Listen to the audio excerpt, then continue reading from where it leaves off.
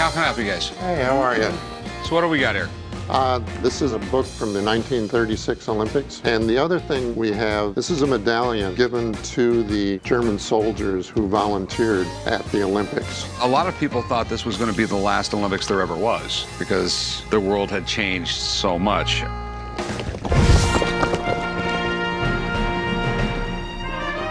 We decided to come to the pawn shop today to try to sell a 1936 Olympics picture book and the medallion. I'm not really clear in terms of how much these items are worth. I was hoping to get somewhere in the neighborhood of $100 each for these items. Where did you get these things? My nephew was born in Germany, and he did a little collecting, and one summer he came back with these two items.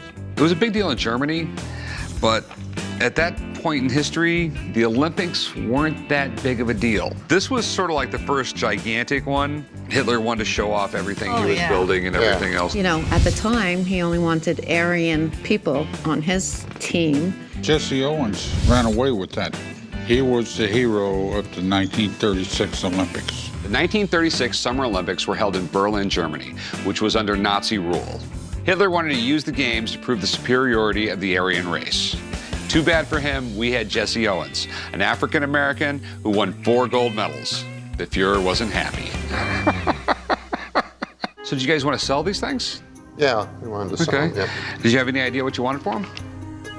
Thinking in the area of like $100 for the book and maybe $100 for the medallion. It's in good shape.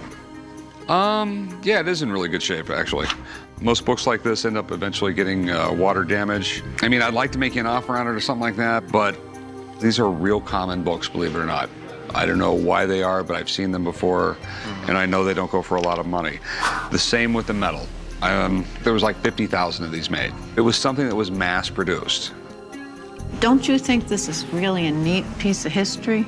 It's neat, but it's a really limited market for this thing. A lot of people aren't going to buy it just because of that symbol right there. And I, quite frankly, I can't blame them. I can't blame I mean, you. things like this should be kept around because people who don't study history are bound to repeat it. You know, they're not really great things I like having in my store. It does offend some people, and So you're not interested? I'm just not interested in buying it. I'm sorry.